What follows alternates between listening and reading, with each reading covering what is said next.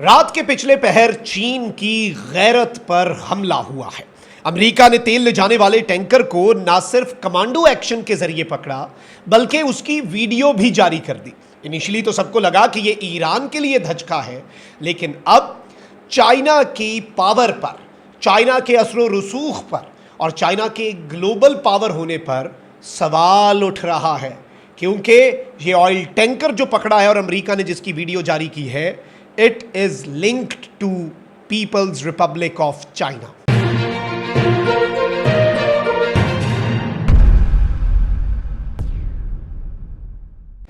बिस्मिल्लाहिर्रहमानिर्रहीम, अस्सलाम वालेकुम। मैं हूं मखदूम शाहबुद्दीन। 24 अप्रैल 2026 जुमातुल मुबारक का बाबरकत दिन। नाज़रीन किराम, कुछ इंतहाई आम तरीन डेवलपमेंट्स हैं जो आपके सामने रखनी है। इस वक्त एक जानिब तो ईरान और अमेरिका के दरमियान जंग बंदी है, ईरान और अमेरिका के दरमियान कशीदगी भी है, ईरान और अमेरिका के दरमियान इश्यूज़ भी चल रहे हैं, जंग बंदी भी फ्रेजाइल है। पाकिस्तान की कोशिशें भी हैं कि पाकिस्तान इस सब के अंदर बेहतर किरदार अदा करे, बल्कि अब तो रॉयटर्स ने यह भी कंफर्म कर दिया कि सिर्फ पाकिस्तान नहीं बल्कि चाइना भी डी एस्केलेशन के लिए अपना रोल प्ले कर रहा है। और इस सब के अंदर ये याद रखिएगा कि ईरान जंग जो है वो चाइना के साथ डायरेक्टली लिंक्ड है, लेकिन अब अमेरिका का एक एक्शन किस तरह से चाइना के लिए दर्द सर बन चुका है, इस चीज़ को डिस्कस करना बहुत ज़रूरी है। लेकिन उससे पहले अगर अभी तक आपने इस वीडियो को लाइक नहीं किया, लाइक ज़रूर कर दें। कॉमेंट सेक्शन में पाकिस्तान जिंदाबाद का जो नारा है ये आपने जरूर कमेंट करना है। नाज़रीन किराम, डेवलपमेंट्स बड़ी इंपॉर्टेंट है। एक चीज तो ज़हन में रखिएगा कि ईरान ने इस जंग के अंदर जो 4 हफ्ते जंग जारी रही, अमेरिका को और इसराइल को बहुत ज्यादा टफ टाइम दिया। उनके अड्डों पर हमले हुए, अमेरिका के अड्डों के ऊपर एयर डिफेंस सिस्टम इंटरसेप्शन में नाकाम रहा, बहुत सी जगहों पर बहुत सी चीजें इंटरसेप्ट भी हुई, लेकिन जारी बात है अमेरिका के फौजी जख्मी हुए, फौजी जान से गए, अमेरिका के तैयारे जो हैं वो तबाह हुए। फिर इसके साथ ही साथ इसराइल के अंदर भी ईरान इसराइल के multi layered air defence system को, आयरन डोम, डेविड स्लिंग, थार्ड, एरो, इन सब को डॉज करने में कामयाब हो गया। और ईरान चुन चुन के जो निशाने लगा रहा था, उस हवाले से पहले अमरीकी तज्जियाकारों ने यह कहा कि, और अमरीका की अपनी इंटेलिजेंस ने अमरीकी मीडिया को यह बताया, अमरीका के सिक्योरिटी और एहलकारों ने अमरीकी मीडिया को यह कहा कि भाई ये ईरान का अकेले का काम नहीं है, रशिया ईरान को इंटेलिजेंस दे रहा है। फिर जब ईरान ने और ज़्यादा बड़े सरप्राइज देने शुरू किए तो शायद उन्होंने एनालिसिस किया होगा कि ये वाली टेक्नोलॉजियां तो रशिया के पास भी नहीं है, ईरान तो दूर की बात। तो फिर उनका शक गया चाइना की तरफ। बाय द वे, मैं आपको ये बता दूं कि जब ये जंग शुरू होने वाली थी उससे पहले रूस और बेलारूस से कुछ कार्गो तैयारे, मिलिट्री कार्गो तैयारे ईरान पहुंचे, लेकिन जो चाइना से दर्जनों कार्गो तैयारे ईरान पहुंचे थे। हमने उस टाइम एक व्लॉग भी किया था जब अमेरिका का ये इम्कान था कि अमेरिका हमला कर सकता है। ये 4 हफ्ते की तवील जंग जो 28 फरवरी को सुप्रीम लीडर की शहादत से शुरू हुई, उससे चंद दिन पहले ही ईरान के मुख्तलिफ एयरपोर्ट्स के ऊपर चाइना से कुछ एयरलाइंस जो हैं उन्होंने परवाज़ भरी और उन एयरलाइंस पर ऑलरेडी सैंक्शंस थी। अमेरिका ये कहता था कि ये सिविलियन एयरलाइंस के चक्कर में ये तो ईरान को असला प्रोवाइड करते हैं। अब इस सब में ये याद रखिएगा कि डोनाल्ड ट्रंप अगले महीने चाइना का दौरा भी कर रहे हैं, लेकिन उस दौरे से पहले भी डोनाल्ड ट्रंप ने सदर शी जिनपिंग को एक खत लिखा और कहा कि भाई हमें पता है कि आप अंडर द टेबल ईरान की मदद कर रहे हैं, आप ईरान को सैटेलाइट डाटा से लेकर हथियार प्रोवाइड कर रहे हैं। शायद अमेरिका ने ये एनालिसिस किया होगा कि भाई ये टेक्नोलॉजी पता नहीं कहाँ से आ रही है, ये तो बड़ी सोफिस्टिकेटेड टेक्नोलॉजी है। और आप ये भी देखें कि जंग के शुरू में ईरान पर हमले हो रहे थे, ईरान अपने मुल्क में आने वाले किसी फाइटर जेट का कुछ नहीं बिगाड़ पा रहा था। ईरान हमले कर रहा था, वो हमले तो ईरान कर रहा था, लेकिन उस तरह से तबाही नहीं हो रही थी। एयर डिफेंस सिस्टम तबाह कर देता था ईरान के मिसाइलों को।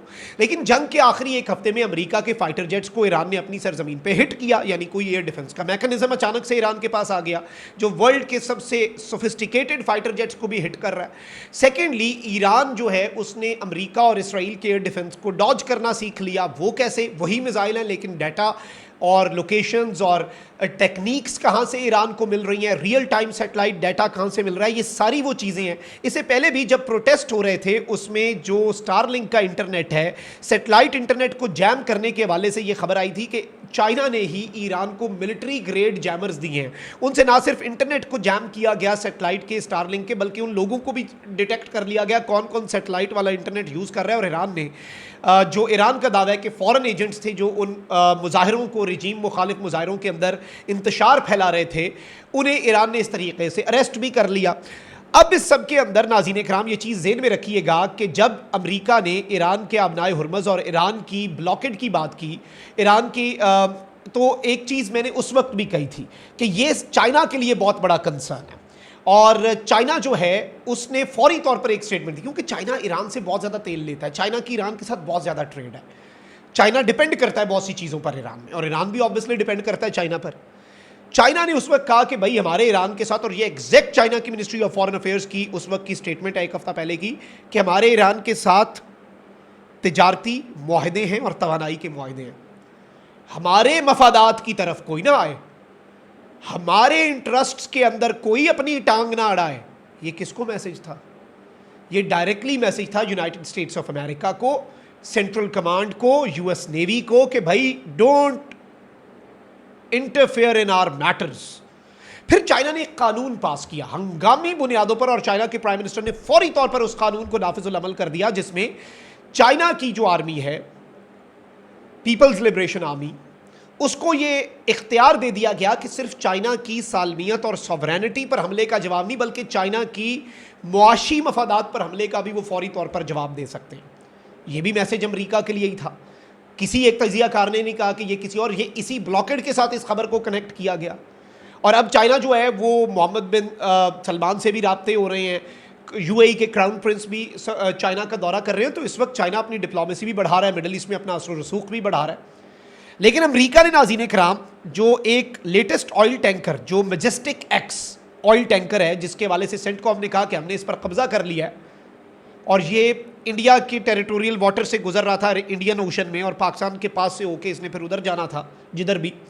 अमेरिका ने कहा कि ये तो स्टेटलेस है, इसके ऊपर तो कोई झंडा नहीं लगा हुआ।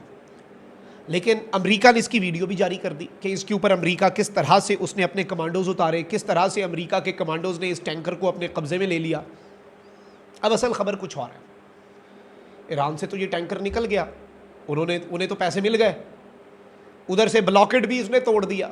ब्लॉकेड तोड़ के ये जा कहाँ पे रहा था? किसका था ये? तेल ईरान का था, ईरान ने बेच दिया, अगला जिधर मर्जी ले जाए। ईरान का तो ये तेल नहीं रहा ना। न्यूयॉर्क टाइम्स ने रिपोर्ट किया है कि एमटी मैजेस्टिक एक्स टैंकर, जो कि अमेरिका की फोर्सेस ने सीज किया, और इस पर बोर्ड भी किया, अमेरिका की फौज ने इसके ऊपर अपने कदम रखे, it was carrying crude oil for China. और ये कौन रिपोर्ट कर रहा है? ये न्यूयॉर्क टाइम्स रिपोर्ट कर रहा है कि it was carrying crude oil for China. ये चाइना के लिए क्रूड ऑयल लेके जा रहा था। और अब अमेरिका के तजियाकार कह रहे हैं कि हमें तो लगा था कि चाइना अमेरिका से बड़ी सुपर पावर बन गया है, लेकिन चाइना कैसे किसी को इजाजत दे सकता है कि उनके तेल के ऊपर कज़ाकों की तरह आकर कोई भी कब्जा कर ले? चाइना ने तो कहा था कि भाई हम इसका जवाब देंगे। तो अब चाइना इसका जवाब किस तरह से देता है, ये बहुत इंपॉर्टेंट चीज है। It is not just about one single oil tanker, it is about authority. कभी कभी अथॉरिटी भी एस्टैब्लिश करनी पड़ती है ना, झाके नहीं खुलते, झाके नहीं खुलवाए जाते। तो may be China might be thinking that. और मैंने पहले भी कहा था, जब अमेरिका ने ये ब्लॉकेड अनाउंस किया, मैंने कहा भाई इस ब्लॉकेड की वजह से असल फड्डा चाइना और अमेरिका का ना पड़ जाए, रशिया और अमेरिका का ना पड़ जाए। मुझे ये टेंशन, मैंने उस वक्त भी ये कंसर्न जाहिर किया था। और उसके बाद चाइना की स्टेटमेंट और चाइना का नया पास हुआ कानून इस जानिब एक इशारा था कि चाइना को भी ये कंसर्न है। ये हवाई बात नहीं थी, ये हवा में तीर नहीं चला रहा था मैं तज्जिए में। चाइना के इक़दामात ने बताया कि भाई चाइना इज ऑल्सो कंसर्न्ड। और अब चाइना का वर्स्ट नाइटमेयर जो है वो यूनाइटेड स्टेट्स ने कर दिया पूरा। अब इसका जवाब चीन किस तरह से देता है, ये बहुत इंपॉर्टेंट होगा हमारे लिए देखना। और वेनेजुएला में तो चलें चाइना के इंटरेस्ट थे, अमेरिका ने उस पर जो भी कार्रवाई की उसमें तो वो तो चलें दूर था ना, अमेरिका के पास था, उधर कुछ नहीं कर सका। अब ये तो चाइना के पास आके कार्रवाई हो रही है, तो चाइना इस पर क्या सोचता है, लेट्स सी। अलबत्ता चाइना तो डी एस्केलेशन की कोशिशें भी कर रहा है, तो ये मैच फंसेगा। मुझे पता नहीं क्यों ये फीलिंग आ रही है। अपना बहुत ख्याल रखिए। अल्लाह निगहबान, पाकिस्तान जिंदाबाद।